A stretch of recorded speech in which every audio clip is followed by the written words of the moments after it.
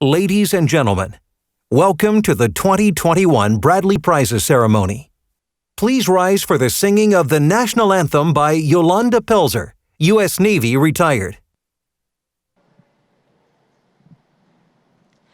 Oh, say, can you see by the dawn's early light what so proudly we hailed at the twilight's last gleaming, whose broad stripes and bright stars through the perilous fight o'er the ramparts we watched were so gallantly streaming, and the rockets' red glare, the bombs bursting in air, gave proof through the night that our flag was still there. Oh, say does that star-spangled banner yet wave o'er the land of the free and the home of the brave?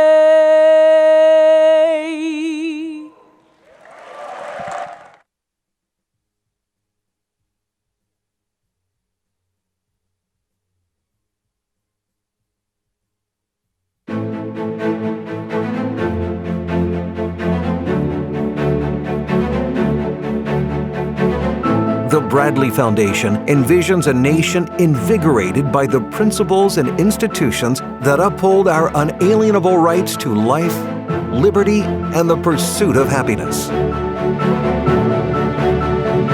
As hard-learned lessons have shown, responding to and moving beyond a crisis must be balanced against individual rights and freedoms. We support the study, defense, and practice of the individual initiative and ordered liberty that lead to prosperity, strong families, and vibrant communities. We have found that it has never been more important to engage in thoughtful analysis, civilized conversations, and meaningful debate. The Bradley Prizes honor those who carry out this important work that reflects the Lynde and Harry Bradley Foundation's mission to restore, strengthen, and protect the principles and institutions of American exceptionalism. Please welcome President and Chief Executive Officer of the Lynde and Harry Bradley Foundation.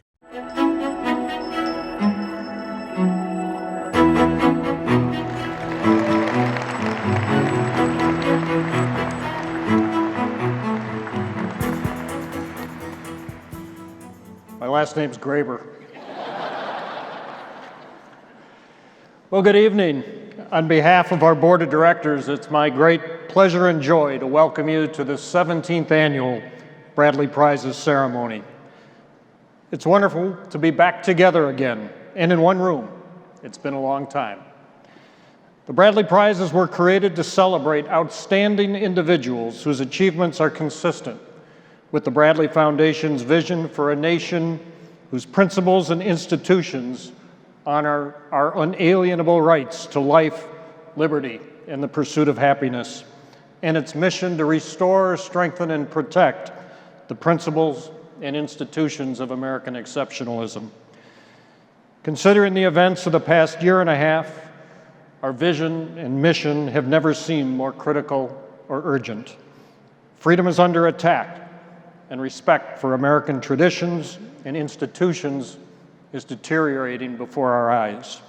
Our values are on trial, and that's what makes the work of our extraordinary Bradley Prize winners so crucial in the battle for the soul of our country. We truly are excited to honor these champions of freedom this evening.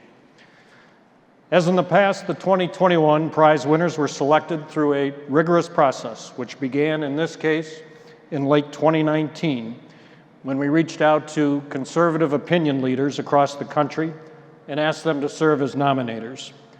Those opinion leaders nominated more than 100 distinguished individuals.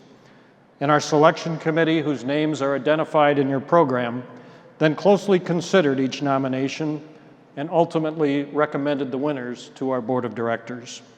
We're very proud of this year's recipients and are pleased to honor and celebrate their achievements. Before welcoming our Master of Ceremonies, allow me to pause for just a moment to recognize an outstanding Bradley employee who is retiring. For 19 years, Terry Famer served as an integral part of the Bradley family. While she wore many hats throughout her tenure, Terry has been responsible for Bradley Prize logistics for every ceremony since the very first one at the Library of Congress in 2004. Terry, thank you so much for all that you have done for the Bradley Foundation and its mission, and enjoy a very well-deserved retirement. Please join me in congratulating Terry Famer.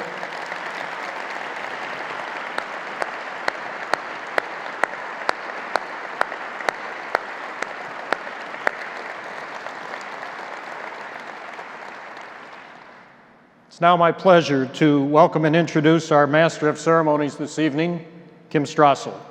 Kim, as you all know, is a member of the editorial board for the Wall Street Journal.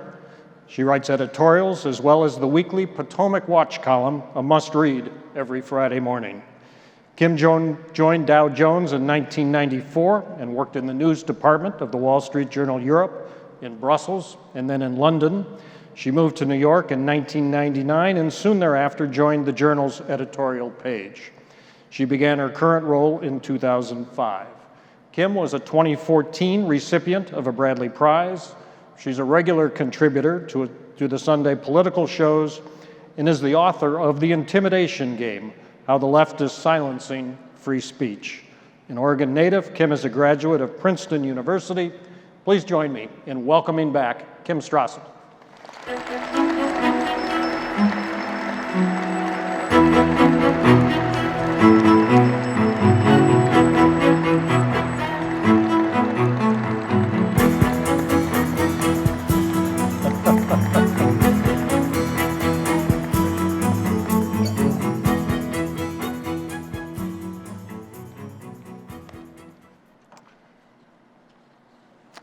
Ladies and gentlemen, welcome to the 2020-2021 Bradley Prizes.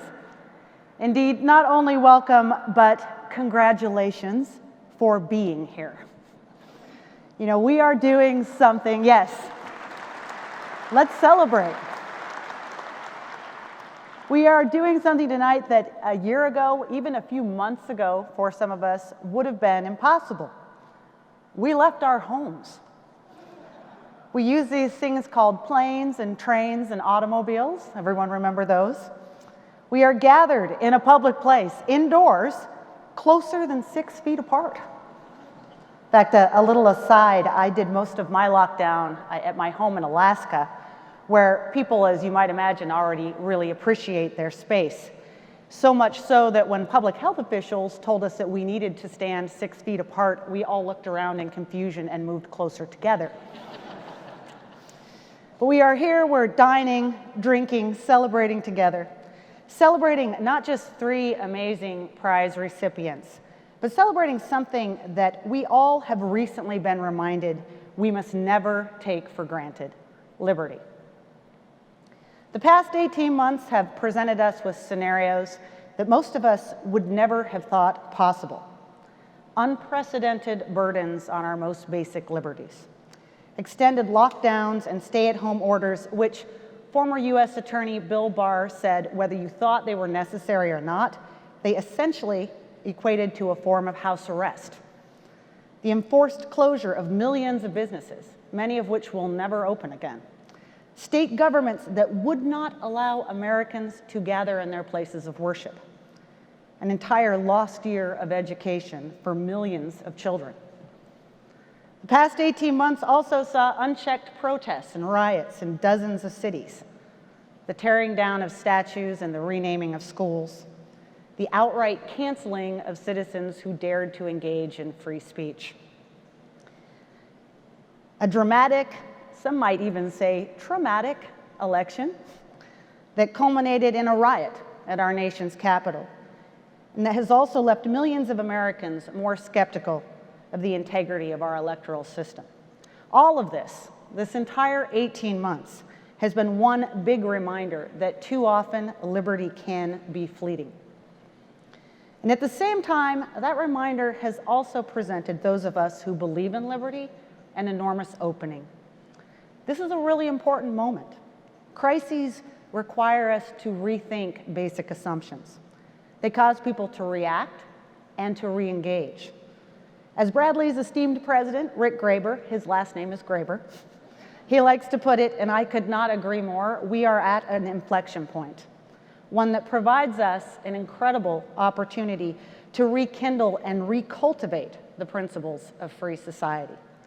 If you look around, big shifts are already afoot across this nation, and some of them are very inspiring. School closures and critical race theory have infuriated millions of parents, opening the door to an overhaul of public education. Parents are flooding school meetings, litigating. Thousands are stepping up to themselves run in local and school board elections. Folks, when San Francisco, a city that is so woke it is asleep, moves to recall 3 progressive school board members, and that is happening, something is up. 7 states have created new school choice programs this year, and more than a dozen expanded their current offerings. Across the country, people are voting with their feet, moving out of high-tax, big government, lockdown states, and choosing, whether they know it or not, liberty. In a survey of 2020 state migration, the biggest losers, New Jersey, New York, Illinois, Connecticut, and California. The biggest winner, Idaho, obviously, but also South Dakota, South Carolina, Arizona, and of course, that state that gives mainstream media writers night sweats, Florida. The regulatory and tax threats coming from this new administration have required companies to rethink their own wokeness, and for some of them to begin re-engaging in the fight to preserve free markets. Many of those companies are also fleeing blue states, setting up new operations in areas that still care about entrepreneurship and workers' rights. Big tech censorship has inspired a new flourishing of alternate social media outlets, some with very interesting names like Gab and Parler and Plurk. It's one of my favorites. An overtly politicized media has also inspired new interest in entirely new outlets and platforms like Substack or Medium. We also have a whole new generation of federal judges seated under the last administration that is taking up these controversies and is already putting a new focus on constitutional rights, the separation of powers, and the limits of government. Just in the past year, they've struck down assaults on religious liberty, a lawless housing eviction moratorium, a discriminatory farm loan program, and they are stepping up to take on cases that have the potential to provide us all new liberty and restrain government further. And we have a conservative free market movement that, because of the events of the past 18 months and because of the change in the White House, is itself in the middle of an exhilarating debate about what comes next. What is it? What does it stand for? How best to accomplish all the principles we hold dear? So yes, we are at an inflection point, and the job now is to roll up our sleeves and get after it. Which is why I feel so fortunate that every one of you is in this room, ready to embrace these opportunities and to make the most of them. And why we're all so fortunate to have the Bradley Foundation and its tireless efforts. For all of its history, this foundation has steadfastly promoted the ideas of federalism, individual liberty, freedom of speech and religion, free markets, limited government, and a thriving civil society. It has elevated and celebrated the extraordinary work of the scholars and practitioners of these ideals. Tonight, we honor 3 truly inspiring recipients, Amity Shlaes, Roger Ream, and Mollie Hemingway. I would note that they are not only very patient, You have no idea what it's like to be told you won this award and then not tell anyone for 18 months. But each of whom embody Bradley's mission to restore, strengthen, and protect the principles and institutions of American exceptionalism. Because we are an exceptional country. And with the continued efforts of Bradley, all of you, and the greater Liberty community, that will not change. So thank you again for all you do. Thanks for being here tonight, and let's get on with the show.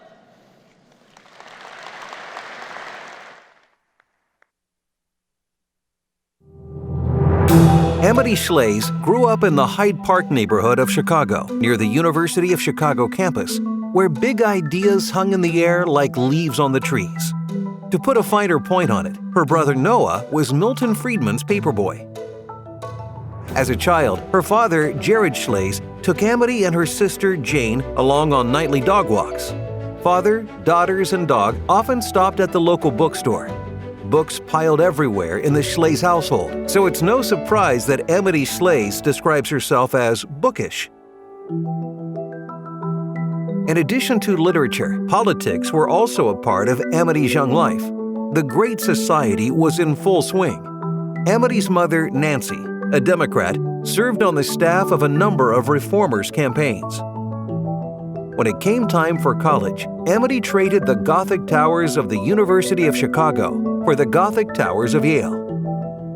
At the Yale Daily News, Amity tried her hand as a journalist. Although she was an English major, history and economics drew her.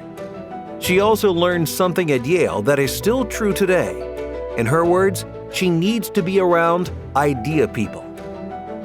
After graduating magna cum laude from Yale, Amity made her way to Germany on a fellowship.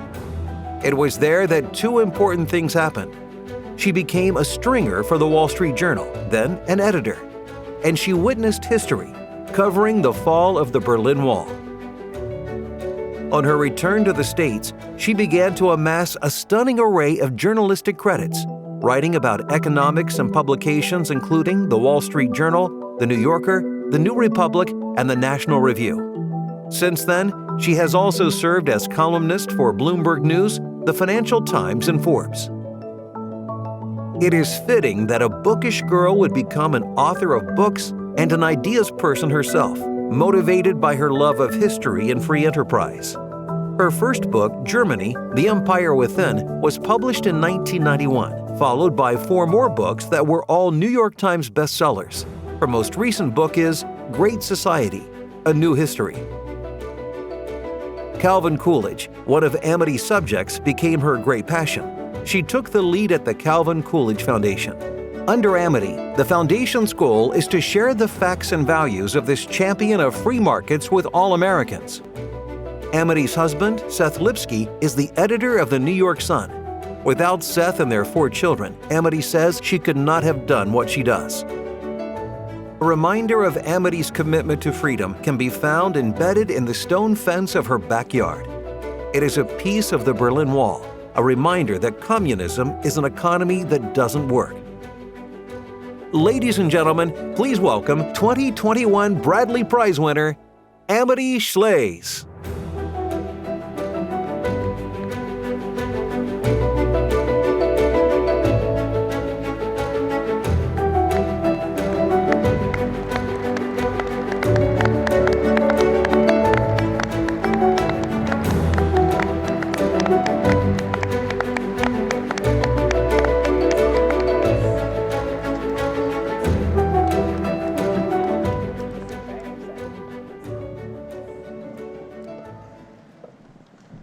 Good evening.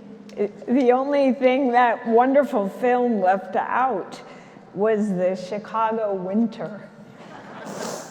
In Hyde Park, we skated on the Midway. My grandmother took us. There's a little warming area, and she stood there while we rented skates with the ripped laces. My sister Jane, who is here tonight, skated bold and loose. And she enjoys the slide. I was more cautious. Be like Jane, I told myself. This is not a race just slide around from the 59th Street sign to the law school, maybe east to the train, north, back to 59th Street and the college. See what you find. Skate as slow as you like. Later, when I had trouble putting words down for paper or an article, skating again came to mind. I talked about skating and writing with my brother Noah, who is also here. The process of writing need not run perfectly. Don't let perfection become your obstacle. Just skate around the rink. Get the draft out, we said. And later, when I turned to history, skating came to mind yet again. We know the line from my contemporary, the hockey player Wayne Gretzky. Skate to where the puck is going to be. Well, history is a perverse endeavor. In history, you actually skate to where the puck once might have been.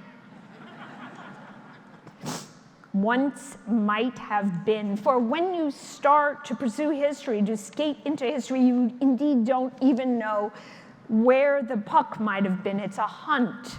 The mystery and the charm is in the loose skate. The ideas, as in the film, and even more, the inquiry is the story. You may trip on the ice, but without the hunt, a historian's work is just another sprint and another tract. Without inquiry, there is no discovery. So for just a few minutes tonight, I'd like to speak of the loose skate, the inquiry, and a challenge to conservatives.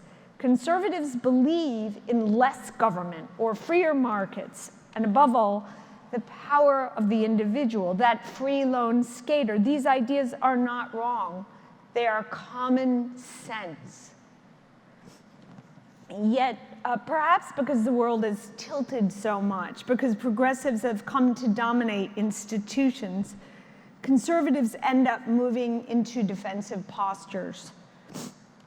Progressives posit, they inquire for real or for pretend. Conservatives rebut. Conservatives lock themselves into a defensive crouch and relish the adrenaline of a quick professional punch.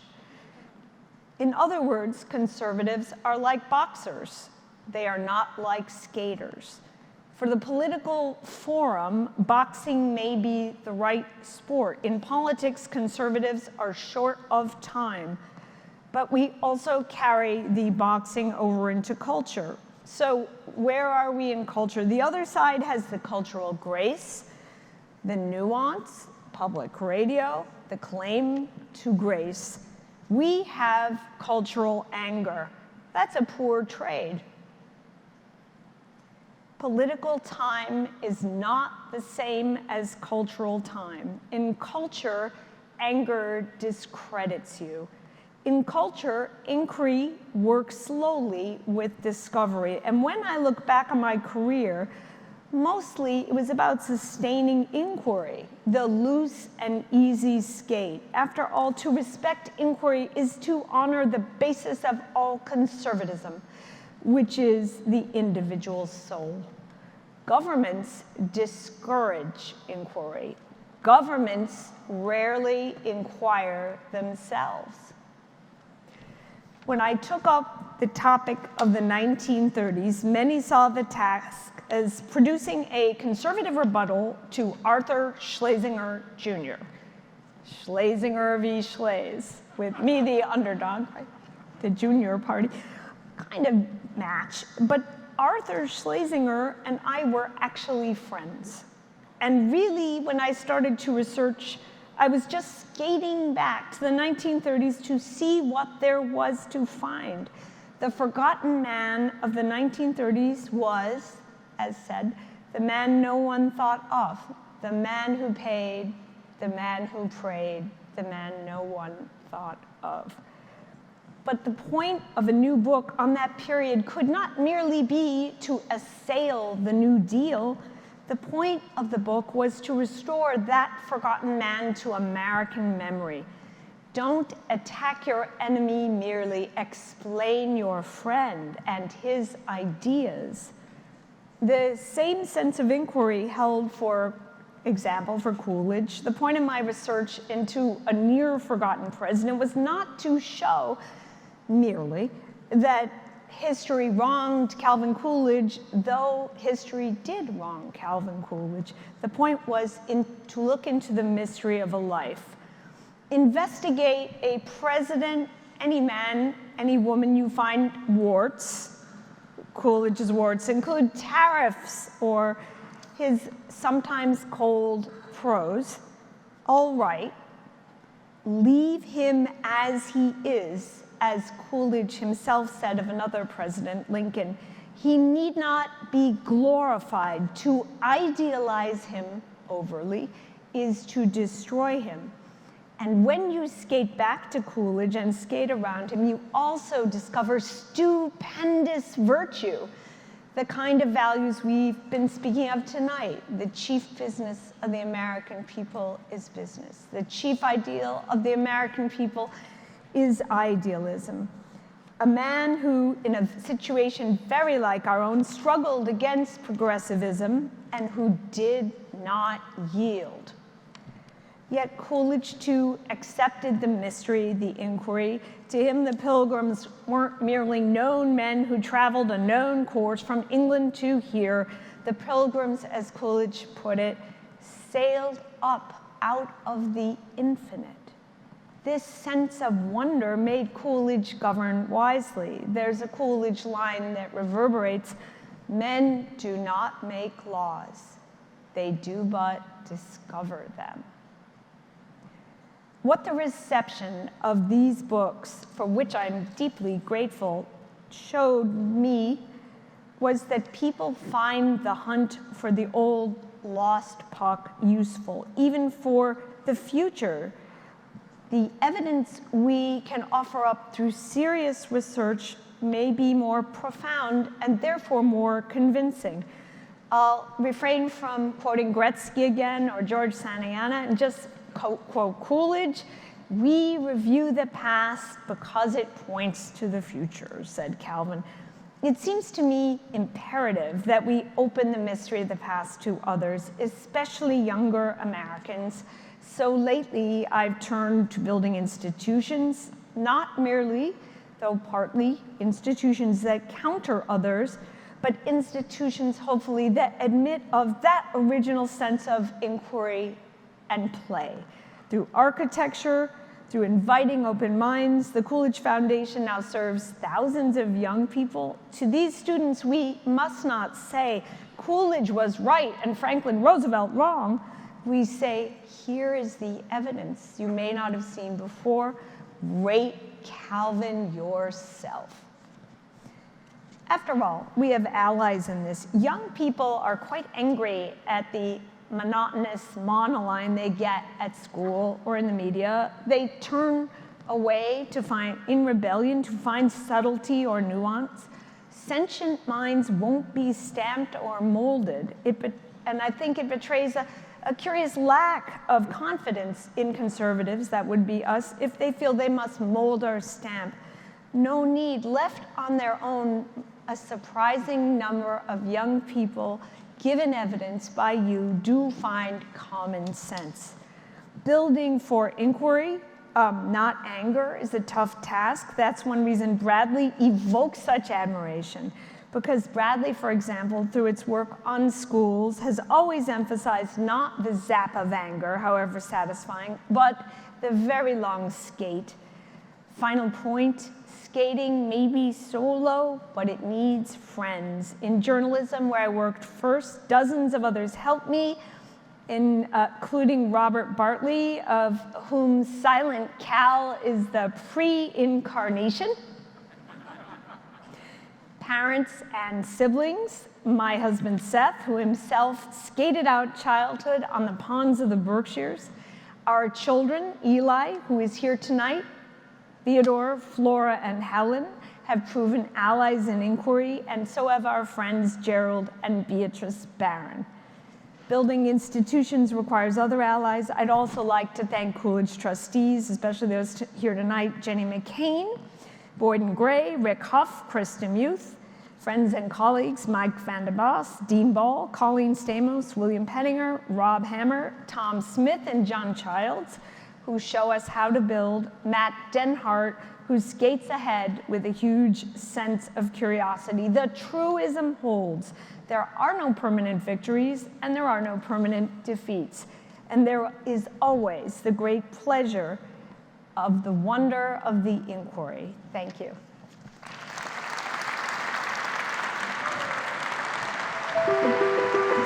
Roger R. Ream was born in Neenah, Wisconsin. When he was very young, his father, Norman, became a congregational pastor in Wauwatosa. His mother, Muriel, had the demanding job of being a pastor's wife. Intellectual discussions and conversations about faith and politics at the dinner table encouraged his strong beliefs in liberty and American ideals. But it is also fair to say that the Three Stooges also played an important role in his journey. Roger was an industrious young man, delivering papers for the Milwaukee Sentinel and working on the grounds crew for the Milwaukee Brewers. He was also an athlete, competing in track, basketball, and football in high school. On the advice of one of his mother's friends, Roger considered and chose Vanderbilt University. In his freshman year, a pivotal event took place in Roger Ream's life. Upon hearing that Vanderbilt was sponsoring an appearance by Jane Fonda, Tom Hayden, and French socialist Jean-Pierre Debré, one of Roger's friends mentioned that a group of students, the Young Americans for Freedom, were staging a counter-event, a private screening of The Three Stooges in Orbit. In short order, Roger became a member and then president of the Young Americans for Freedom on the Vanderbilt campus.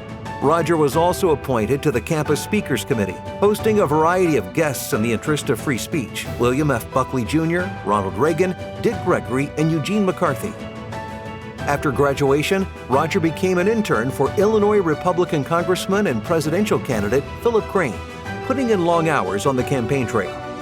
In the wake of those campaign rigors, Roger reached an epiphany, an awakening that harkened back to his family's dinner table discussions on politics and free market economics. And that notion, ideas matter more than politics. Roger joined the Foundation for Economic Education, where he served as chairman for many years and was instrumental in its reemergence as a leading advocate of the freedom philosophy.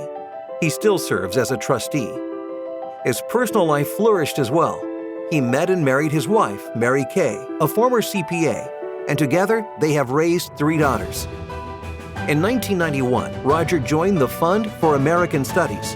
In 1998, he was named president and CEO.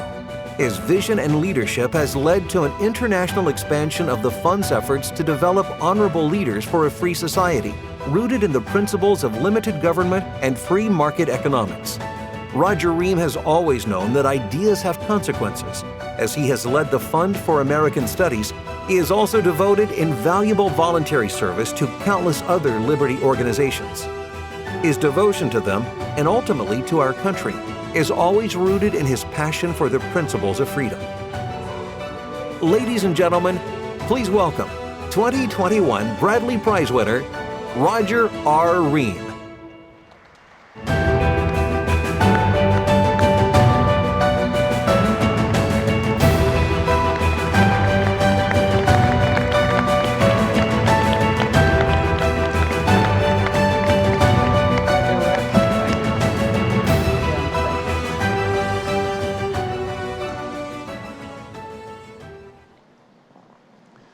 Let me begin with a sincere thank you to the individuals who nominated me for a Bradley Prize.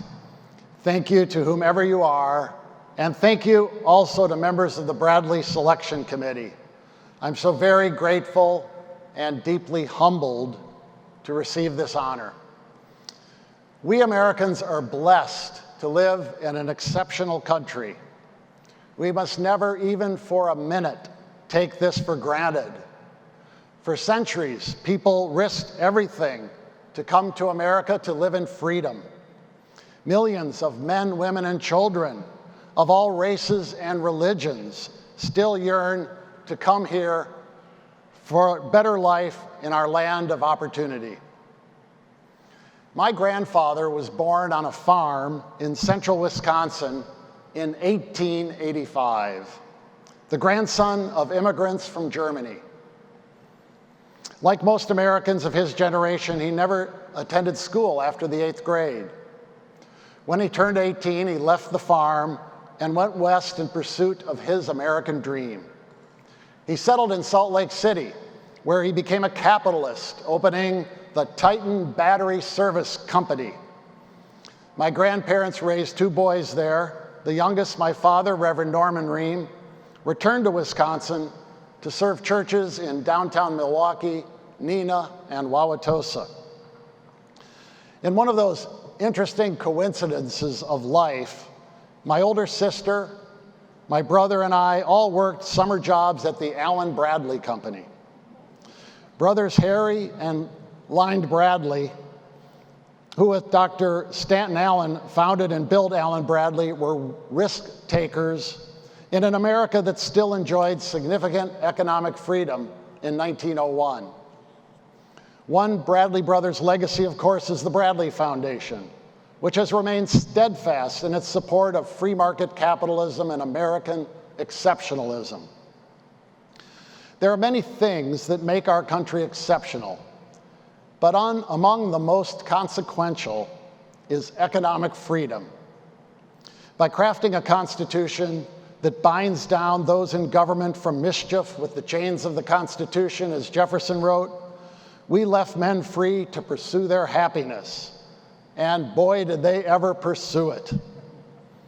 Secure in liberty and property and imbued with a spirit of self-reliance and rugged individualism, Americans created unimaginable wealth and material abundance. Over time, as women and blacks gained increasing degrees of freedom, wealth spread ever more widely. If allotted more time, I would share stories of the extraordinary transformation that took place in all areas of American life over our history, including in farming, transportation, manufacturing, healthcare, consumer goods, and technology. Most of you know these stories. Free market capitalism became history's greatest anti-poverty program. Notably, its record is one of virtually uninterrupted falling prices and rising wages. It has enabled philanthropy on a previously unthinkable scale. Arts, entertainment, sports, and recreation flourished. This economic success story is one reason we put such emphasis on teaching economics and the economic way of thinking at the Fund for American Studies. With socialism, progressivism, and the administrative state threatening to smother our economic liberty, it is imperative that we equip the rising generation with the tools needed to defend free market capitalism. Taught properly, economics provides a lens to understand the way the world works. It is about how humans interact and make choices, and how the undirected market process unleashes the forces of invention, innovation, imagination, and improvement. The result is nothing short of miraculous. We ignite a spark in the minds of students when we show them how Adam Smith's invisible hand motivates a self-interested individual to promote an end which was no part of his intention, and thereby serve the needs of others. This seemingly simple concept explains why there was someone at your neighborhood coffee shop this morning ready to serve you hot coffee, why a pilot spent years training to fly you safely to Washington, D.C. for this ceremony, and how something as simple as an ordinary lead pencil is the result of the peaceful cooperation of thousands and thousands of individuals who will never meet. Ambassador Rick Graber will appreciate me sharing the words of Czech dissident turned president Václav Havel from his book, Summer Meditations. I particularly like Havel's description because he once considered himself a socialist. He wrote, "Though my heart be left of center, I have always known that the only economic system that works is a market economy in which everything belongs to someone, which means that someone is responsible for everything. Its workings are guided chiefly by the laws of the marketplace. This is the only natural economy, the only kind that makes sense, and the only one that can lead to prosperity, Havel wrote, because it is the only one that reflects the nature of life itself. The essence of life is infinitely and mysteriously multiform, and therefore it cannot be contained or planned for in its fullness and variability by any central intelligence, close quote.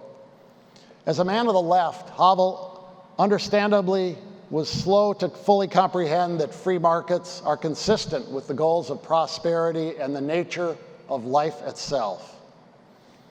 He concluded by calling attempts to direct all economic entities under a single monstrous owner, the state, hubris, an attempt against life itself, he said, and a lack of humility before the mysterious order of being. Havel understands this hubris because he lived in the deprivation caused by central planning in Czechoslovakia. Unlike Havel, those who advocate for socialism in the US today are blessed to enjoy the comforts of capitalism while they do so.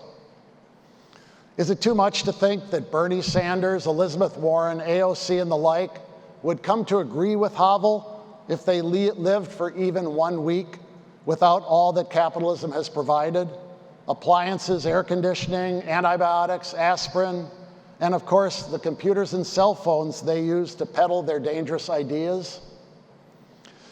Or does the desire for power create a hubris that blinds people to the truth of economic liberty?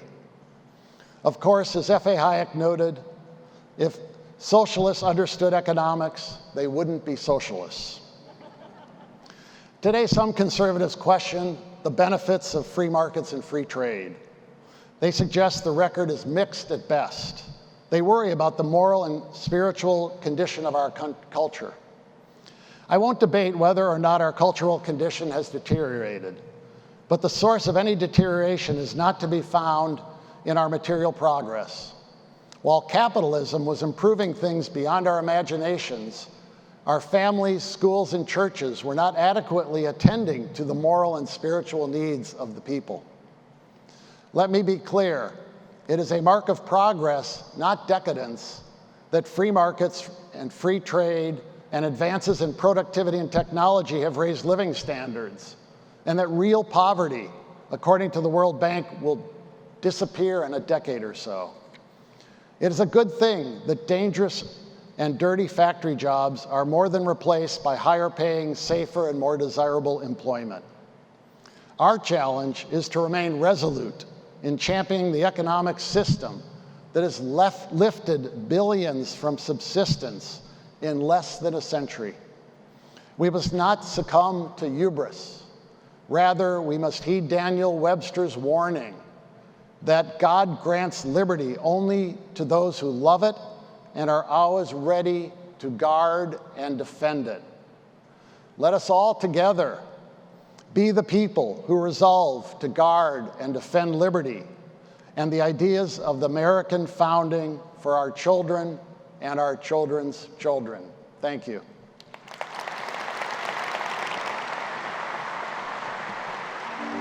Mollie Hemingway grew up far outside the Beltway in small towns in Wyoming, rural California, and Colorado. A quiet and curious child, her school teacher mother encouraged her to become an avid reader at an early age. Her father, a Lutheran pastor, imprinted on her Christian morals, including a willingness to forgive that would define her approach to politics in the years to come. As a teenager, she was drawn to politics, fueled by a sense of optimism from the Reagan years and passion for the pro-life movement. After a promising performance in high school, including 2 years as yearbook editor, she attended the University of Colorado while she worked full-time and paid her own tuition. After college, Mollie moved to D.C. and worked in politics. In 2001, unfulfilled by her behind-the-scenes career path, she decided to become a journalist. It was a smart move. Her first freelance piece was published by the Wall Street Journal. She landed a job at the trade publication Radio and Records, where she quickly went from answering the phones to covering the Federal Communications Commission. Later, she landed at the publication Federal Times, where she covered federal budget issues and government waste. In 2006, she married fellow journalist Mark Hemingway, and they started a family. With 2 young daughters at home, her freelance career took off. In 2013, Mollie helped launch a new publication, The Federalist, which offered fresh cultural and political perspectives from the right. The new publication's motto was, "Be lovers of freedom and anxious for the fray." True to that motto, Mollie soon garnered national attention for her original reporting and media criticism on pressing issues. In 2015, she first appeared on Fox News, becoming a familiar face to millions as she continued her work at The Federalist. She also became an essential defender of due process when the left attempted to derail the nomination of Supreme Court Justice Brett Kavanaugh. In 2018, Mollie's book, Justice on Trial, co-authored with Carrie Severino, chronicled the politicization of the nomination process for the National Record, in turn becoming the #1 selling book in the country. She is now passing her experience and knowledge as a journalist to a new generation as a journalism professor at Hillsdale College. Her latest book explores how the dominant media and big tech impacted the 2020 election. Ladies and gentlemen, please welcome 2021 Bradley Prize winner, Mollie Ziegler Hemingway.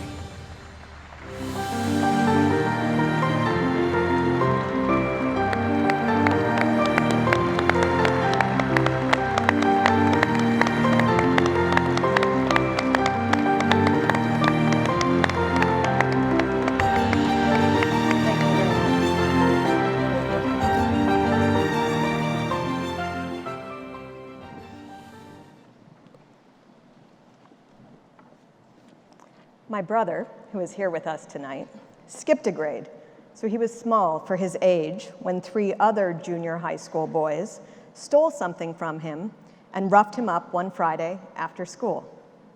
My dad asked my despairing brother how he felt about it. He said he was angry and he wanted to get his property back.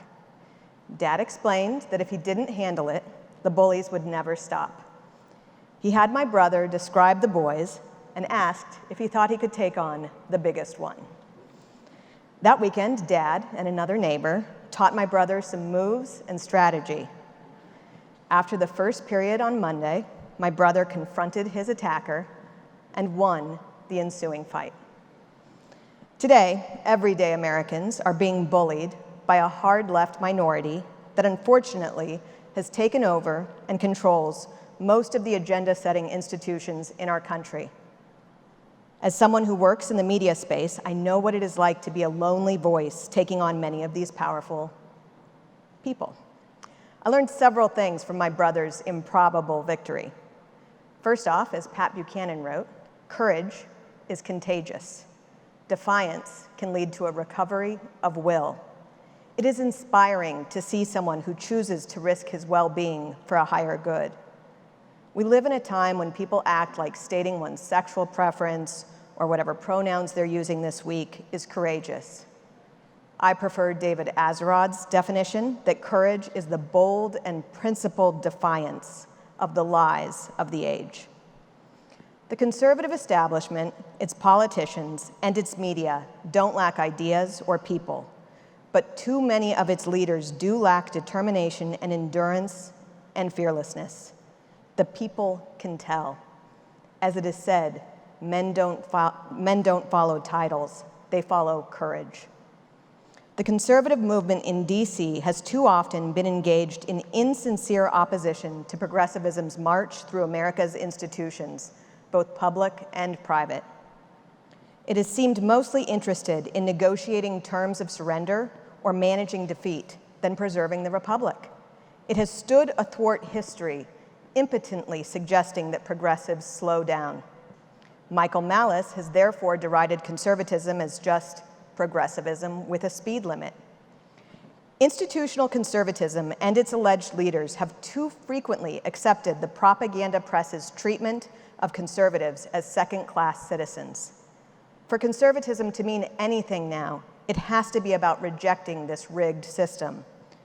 Don't just say stop. Our duty is not to say stop, but then bend the knee in cowardice when the mob comes. That brings even more harm to our more vulnerable neighbors and does nothing to prevent the destruction of the country. It is not comfortable for conservatives who value order and civility to even think or speak this way. But the fact is that many Americans are alienated from and no longer feel at home in their own country. The moral climate has been degraded as the left has taken over every single one of the powerful institutions in the country and is actively pushing people to lead a life of godlessness, barrenness, selfishness, gluttony, and addiction to outrage.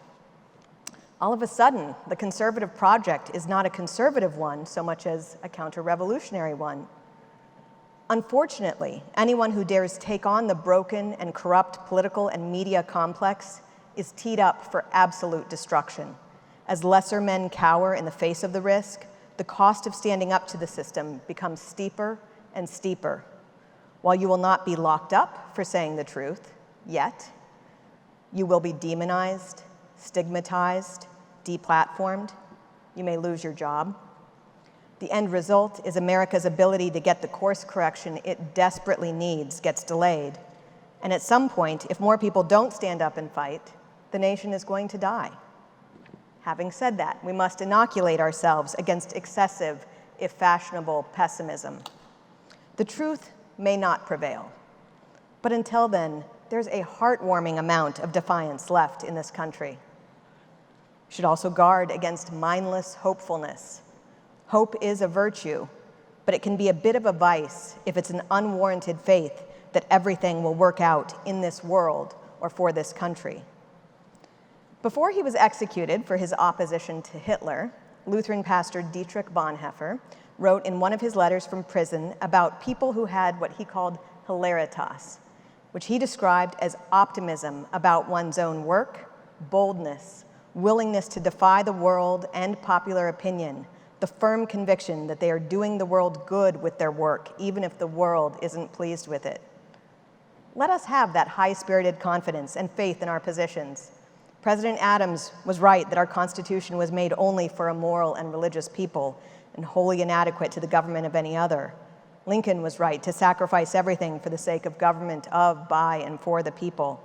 These truths remain important, which is why so many powerful people are fighting to keep them from being shared. It is not enough, though, that someone fights. The fight must be smart and tactical. While we are clearly entering an era where dissidence will be required, there's no value in secular martyrdom or being just another victim of the regime. The fight must be supplemented by prudence and strategy. Be bold and defiant, but we also must know where to aim our fire. On the other hand, figuring out where to aim our fire is not really that difficult right now. It brings to mind a quote from legendary Marine Chesty Puller. They are in front of us, behind us, and we are flanked on both sides by an enemy that outnumbers us 29-1. They can't get away from us now. It is a target-rich environment. Let's go out and pick one. Thank you.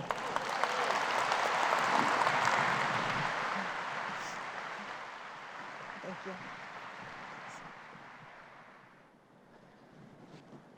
Through the years, our Bradley Prize winners and moderators have brought considerable intellectual firepower to our annual gathering. So we've decided once again to do a show within a show and have this year's esteemed winners, with Kim as moderator, discuss the affairs of the day and examine the issues facing conservatism in a live, unscripted roundtable. Now this should once again be fun and interesting. Without further delay, let the show begin. It's the Strassel Roundtable with former Bradley Prize winner, Wall Street Journal columnist, and editorial board member Kim Strassel. Tonight's guests include author and newspaper and magazine columnist Amity Shlaes, president of the Fund for American Studies, Roger R. Ream, plus the senior editor of The Federalist, senior journalism fellow at Hillsdale College, author and political commentator Mollie Hemingway. And now your host, Kim Strassel. Ms. Strassel. Welcome again, and thank you guys. Congratulations to you all. Thank you. Let me start with this. We were talking about inflection points, Rick Graber, and I'd begin by asking if you agree, and by the way, you don't have to. I don't think he can take your award away at this point. But whether or not you agree we are at an inflection point, and if we are, what are some of the opportunities, but what are some of the risks? Because those risks would be real as well, too. Mollie, you want to go first? Oh, we're definitely at an inflection point, and I think we've seen in recent years a real divide between the establishment and people outside the establishment. There's been a realization that people in the establishment have done a lot of mismanagement, whether that's of wars or of financial crises or border situations or whatever the case may be, a lot of mismanagement. And this does prevent an opportunity, though. People recognize the problems with our managerial class. There's a wide political group supportive of change, and it is important that people act with that change, both at the national level and at lower levels. I think some of the opportunities are particularly great in local government. How do you define establishment? I'm just curious. Well, I think there's been a broad bipartisan consensus about how certain things should be handled, and that these people are in positions of authority.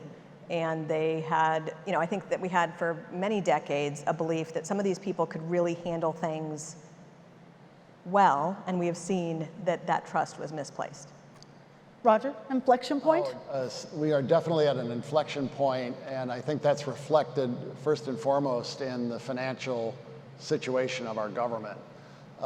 We can't continue to borrow and spend like we've been doing and put our dollar at risk and hope to survive as a free republic.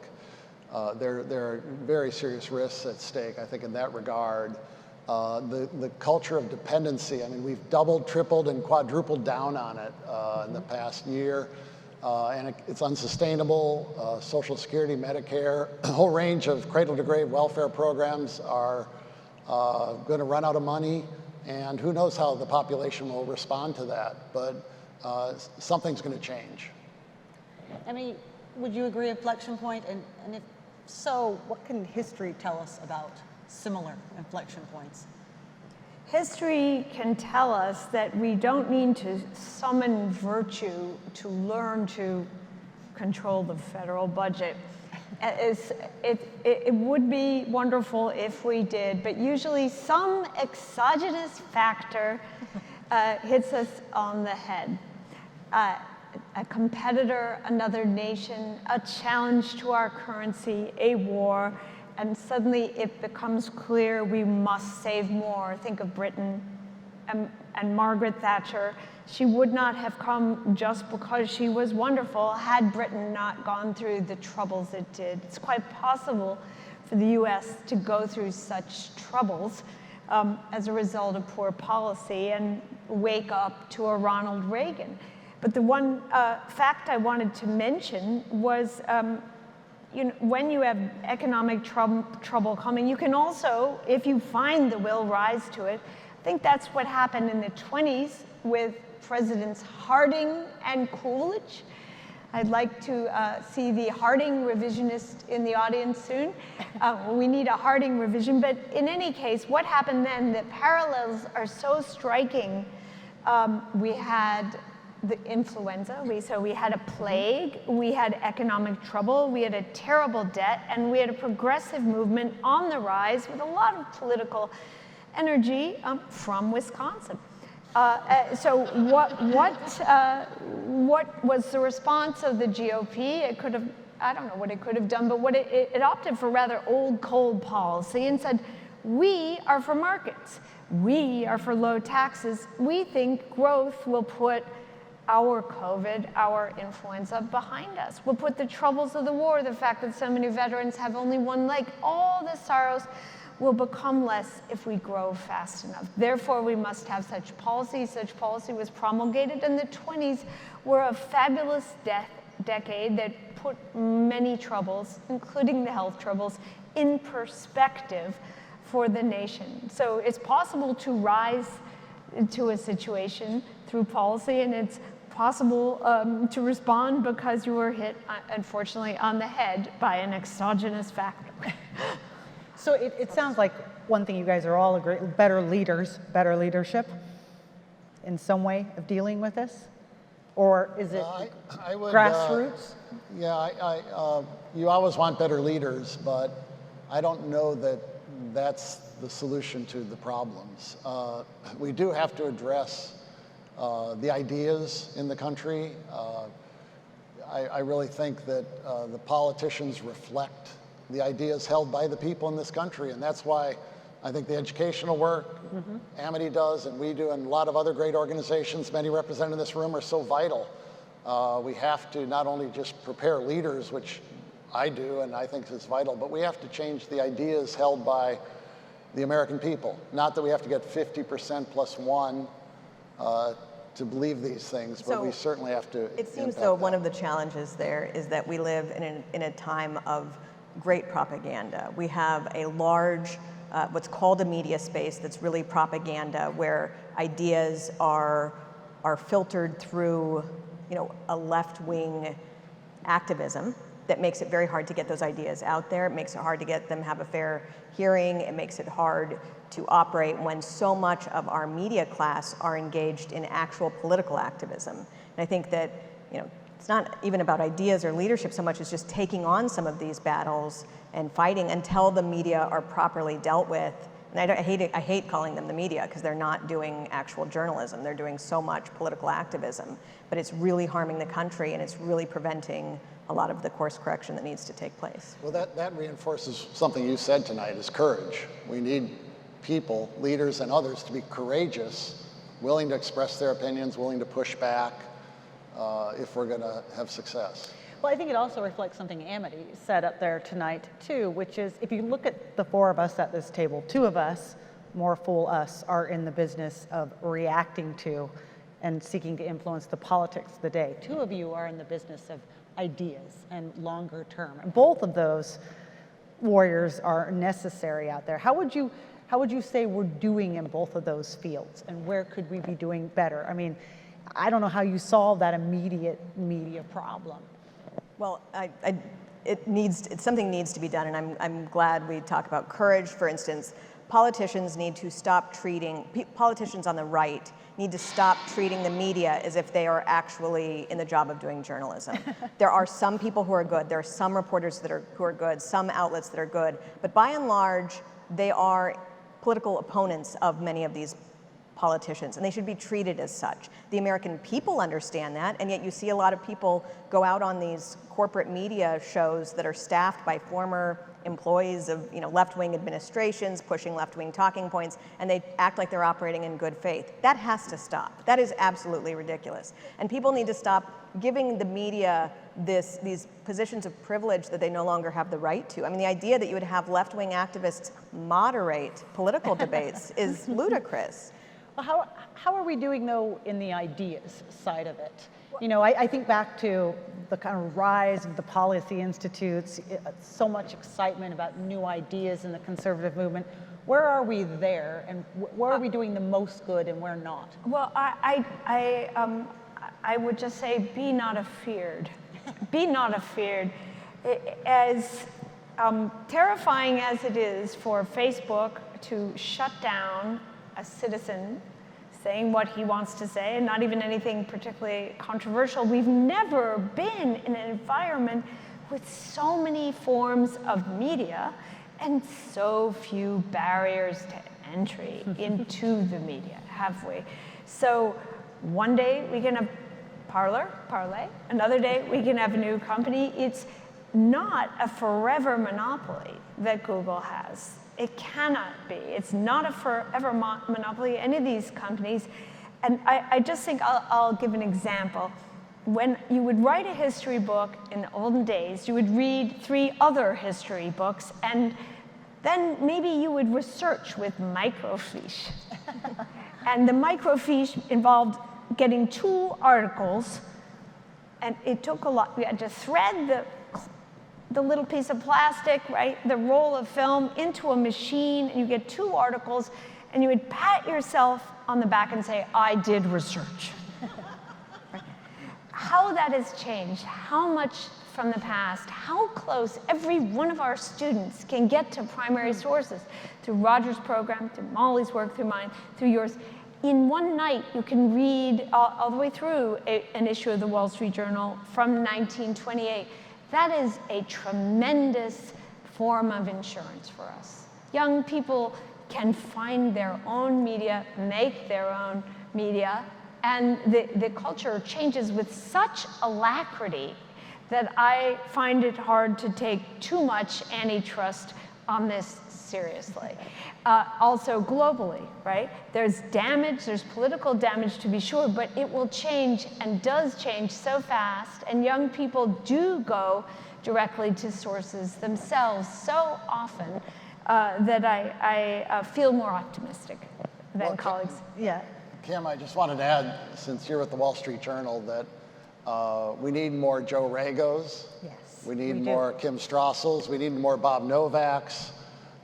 And we have a program named after Joe Rago where we find a young journalist every year, and they get to spend 9 months at the Wall Street Journal. And we have Novak fellows and Joe Rago fellows now working there. And it's kind of the intersection of ideas and policy, because they're reporting. They aren't advocacy journalists like Mollie was saying. They're guys who are looking for the facts, looking for the truth, and getting it out so people can make informed decisions. Yeah, a new generation, and by the way, that has been extraordinarily important for the editorial page. I mean, you guys have segued into a new topic here, which I think is something that just rivets people's imaginations and is really behind a lot of worries. But young people, okay? All of you work with young people, whether through your foundations. Mollie, you're a fellow at Hillsdale. How worried are you? What do you see out there about this big fear that so many people are concerned about, this increasing embrace among the young of socialism? How real a threat is that? Has it changed over the time you've been in the field? It's a threat, but there's also a rebellion. Okay. I tried to allude to that, and you did too. I mean, young people deeply resent being told the way it works. High schoolers are mutineers. And they have to channel their inner rebel. Not all secondary students are docile, right? So they find their rebel, and what they resent is being told it's thus and thus by every teacher. And then, you know, and move from there. So we have to support them in that. If they ask a question, they must get information. But it's there, and you can feel the resentment. And many of those who say they favor socialism really don't know what it is. Okay, what do they think it is? Well, they still believe in entrepreneurship. If you say, do you favor socialism or free enterprise, you get a much better result than if you compare socialism with capitalism. They have an image that is flawed about what capitalism is. Mollie, what have you found? I love the optimism that you all have. I normally like to think I'm the optimistic person, but I'm not sure if I can be as optimistic on this issue, just that we've had so many decades of being told that these students are being educated poorly, but it's going to be okay. And I think we've seen so much coming from secondary schools into the rest of our lives. We really need to realize how big of a threat this is and take a much more aggressive stance against it. And I think one of the particular problems with the socialism issue is that a lot of people were born, you know, from the mid-90s on, they haven't really seen particularly great management of the American system. And so I think it decreases their support for it and makes it it's a much bigger vulnerability. And so I think this is another reason why we have to commit to these institutions, changing them, reforming them so that they do operate properly, because we sort of, if we're well read through history or we experience things on our own, we forget that a lot of the younger people just haven't seen great success. Yeah. Well, on that, let me ask you this, and last question to all of you, because amazingly, we're already running out of time. But on this point, you're talking about reforming from within. Is that the answer? Do we seek to reform these institutions from within, or do we seek to have outside organizations that offer alternate education to what they're getting, much like you both do? Or do we start over and build new ones? What's the answer? Work around and build anew and obviate what is insufficient. Yeah, I think it's both. Where you can, you should work within to reform. But I'm a big believer, because of what I do, in going around the universities. I mean, in response to what Mollie just said, we're sending 2 young Venezuelans out to college campuses to go there and talk about their experience living in Venezuela under socialism and how it came about. There are all these organizations sending out speakers to campus, bringing students off the campus to learn, but we need more Hillsdales too. Yeah, I think for private institutions, we build up as much as we can, and we're doing a good job with that, and that's important to continue. And for the public institutions, which really do matter as well, we have to, I mean, it has to be from within, but they have to go back to first principles, and they have to be encouraged to do so. Last question, would you donate money? Do you advocate donating money? I do. Yeah? It takes a lot of money. I mean, this is the thing about No, to existing universities. Well, do not give any money to existing universities. No. Oh There my you go. goodness, that's a horrible idea. Would you? I would say hesitate. Children should not be afraid to walk the halls of power. I do not oppose sending children to universities, even infamous universities, infamous in this room. On the question of donation, that's a separate question. I'd hold back on that. Don't endow. Don't Don't endow. endow. Don't There you go. endow. Use, Okay. use the Bradley Impact Fund. So those are your watchwords for tonight. There you go. Don't endow Bradley Impact Fund. Thank you guys. Thank you all. We're going to toss it back to Rick Graber. Thank you. Thank you to our Bradley Prize winners and to Kim Strassel for that great conversation. I hope you enjoyed it.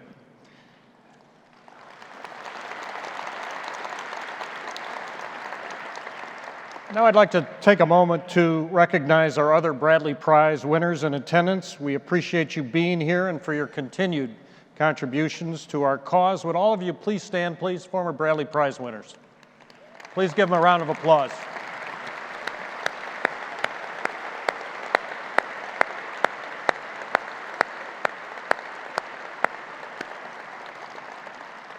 I'd also like to recognize the important work of the Bradley Foundation's Board of Directors, led by our chairman, Art Pope. Art and the rest of the board, would you please stand? Thank you for all that you do for Bradley.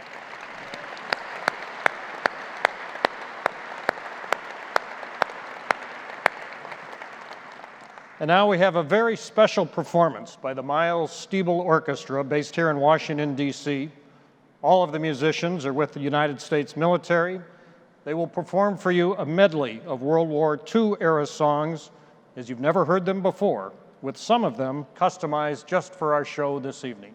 Ladies and gentlemen, the Miles Stiebel Orchestra.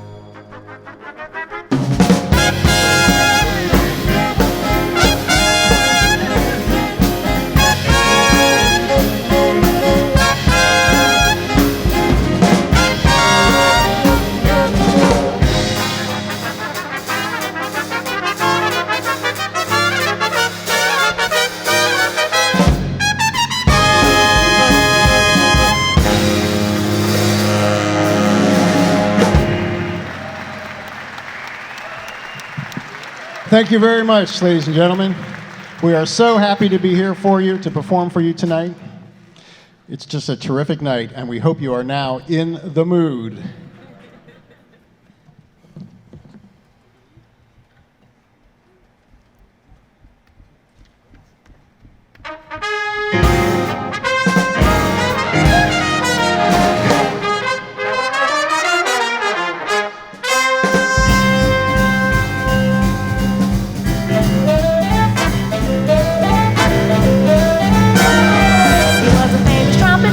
Chicago way. He had a boogie style that no one else could play. He was a top man at his craft. But then his number came up and he was gone with the draft. He's in the army now, I'm blowing reveille. He's the boogie woogie bugle boy of Company B. They made him blow his bugle for his Uncle Sam. It really brought him down because he could not jam. The captain seemed to understand, because the next day the cap went out and drafted a band. And now the company jumps when he plays reveille. He's the boogie woogie bugle boy of Company B. A root, a toot, a tootly-eyed toot. He blows a day to the bar. His boogie rhythm, he can't blow a note unless a bass and guitar is playing with him. And the company jumps when he plays reveille. He's the boogie woogie bugle boy of Company B. He was some boogie woogie bugle boy of Company B. And when he plays boogie woogie music, he was ritzy as a busy bee. And when he plays, he made the company jump late to the bar. He's the boogie woogie bugle boy of Company B.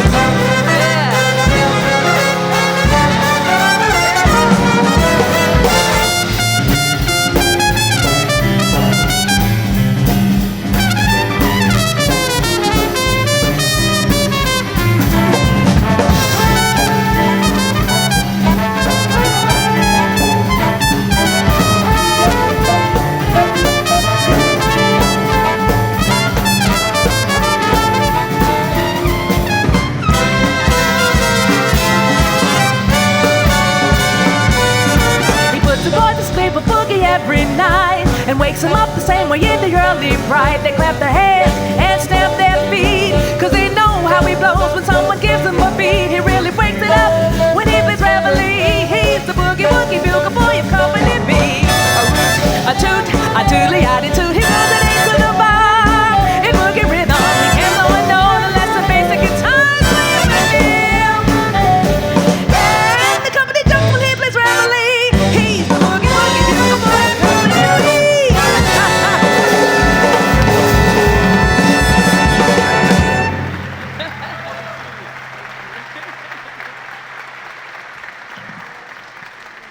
Thank you very much.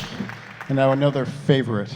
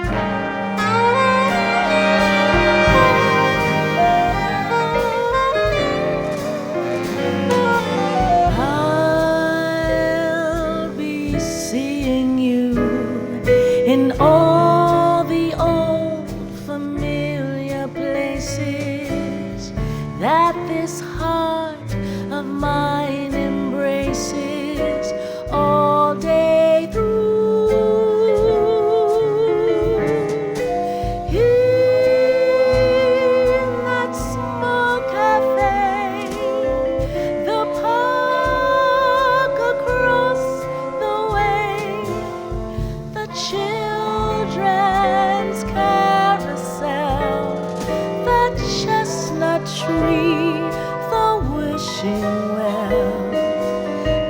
I'll be seeing you in every lovely summer's day, in everything that's light and gay.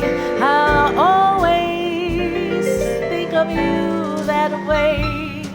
I'll find you in the morning sun, and when the night is new, I'll be looking at the moon, but I'll be seeing you.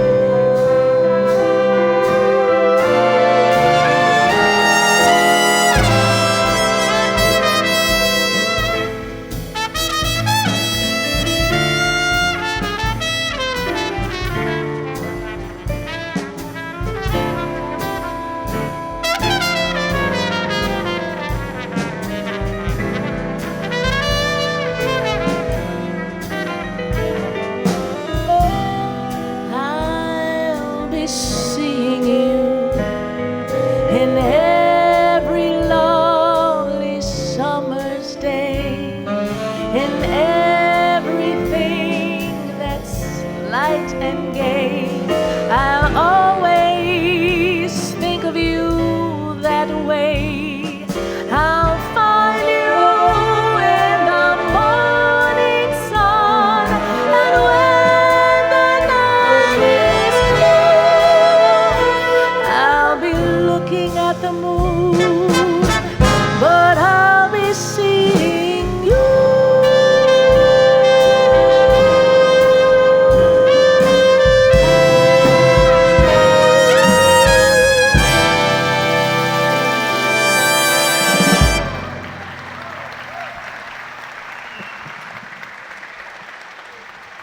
Yolanda, who you met earlier.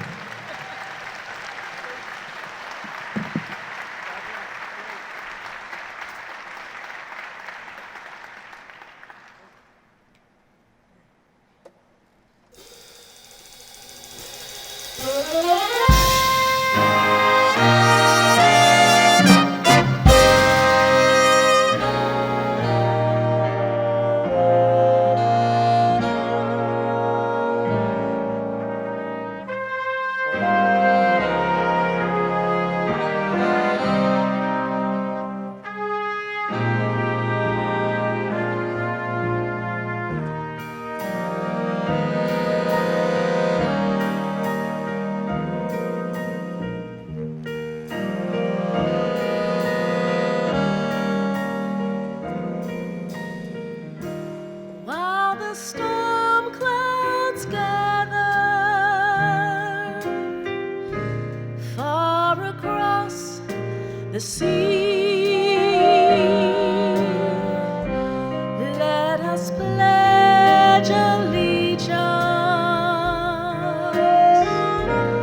to a land that's free. Let us all be grateful for a land so fair.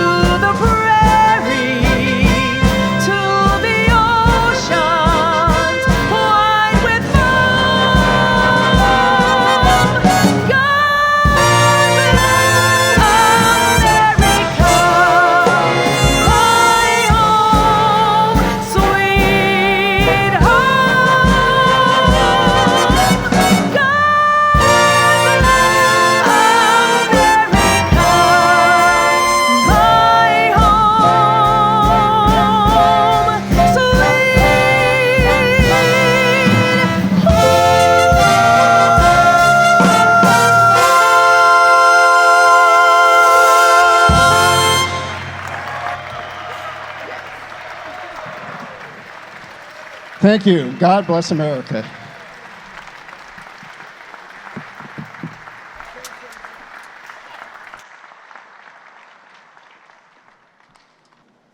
Thank you for that fantastic performance, and to all of you for joining us in the 17th Annual Celebration of Excellence in the Service of Liberty. Please join me for one final round of applause for our 2021 Bradley Prize winners.